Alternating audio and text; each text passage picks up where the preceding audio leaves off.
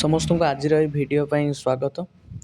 ତ ଆଜି ଏମିତି ଏକ ଭିଡ଼ିଓ ମୁଁ ନେଇ ଆଣିଛି ଯେଉଁଥିରେ ତୁମମାନଙ୍କର ବହୁତ ଲାଭ ହେବ, ଯାହାକି ଆମେ ସମସ୍ତେ ଏବେ WCIT କୋର୍ସ କରୁଛୁ, ଯାହା ଗଭର୍ଣ୍ଣମେଣ୍ଟ ରେକଗ୍ନାଇଜ୍ କୋର୍ସ ଅଟେ।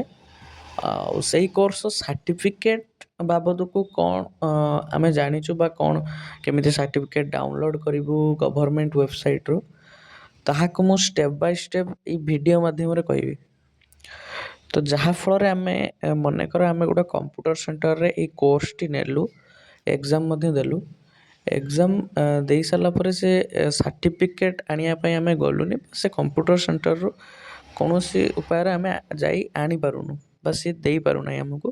ତ ଆମେ ଚାହିଁଲେ ଏକ୍ଜାମ୍ର 1.5 ମାସ ପରେ ଆମେ ସାର୍ଟିଫିକେଟ୍ଟି ଡାଉନଲୋଡ଼୍ କରିପାରିବୁ। ତ ତା'ର ଏକ ପ୍ରୋସେସ୍ ମୁଁ ଆପରେ ଦେଖେଇବି, ଡାଉନଲୋଡ଼୍ କରିକି ଫୁଲ୍ ପ୍ରୋସେସ୍। ତ ସେଇ ମାଧ୍ୟମରେ ଆମେ ସାର୍ଟିଫିକେଟ୍ ଡାଉନଲୋଡ଼୍ କରିପାରିବା।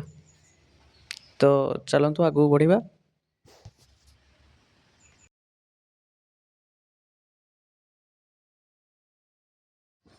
ପ୍ରଥମେ ଆମେ ଗୁଗୁଲ୍ କ୍ରୋମ୍ ଓପନ୍ କରିବା।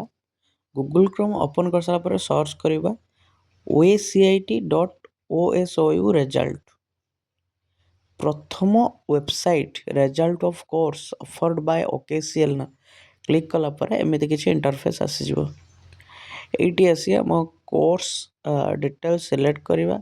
Course code means learner code, ଯେଟା ଲର୍ଣ୍ଣର କୋଡ଼୍ ସେଟାକୁ ସିଲେକ୍ଟ କରିବା।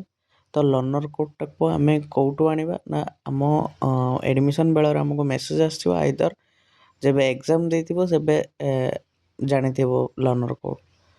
ତ ଦେନ୍ ଏବେ ଆମେ କ୍ୟାପ୍ଚା ଫିଲ୍ କରିବା, ଦେନ୍ ଆମେ ଲଗ୍ଇନ୍ କରିବା। ଲଗ୍ଇନ୍ କଲା ପରେ ତ ଏମିତି କିଛି ଇଣ୍ଟରଫେସ୍ ଓପନ୍ ହେବ। ଯେତେବେଳେ ଆମେ ଲଗ୍ଇନ୍ କରୁଛୁ, learner code, learner name, ALC code ଏମିତି, ତାପରେ ତଳେ ଆସିଥିବ କ୍ଲିକ୍ ଭ୍ୟୁ ଟୁ ରେଜଲ୍ଟ।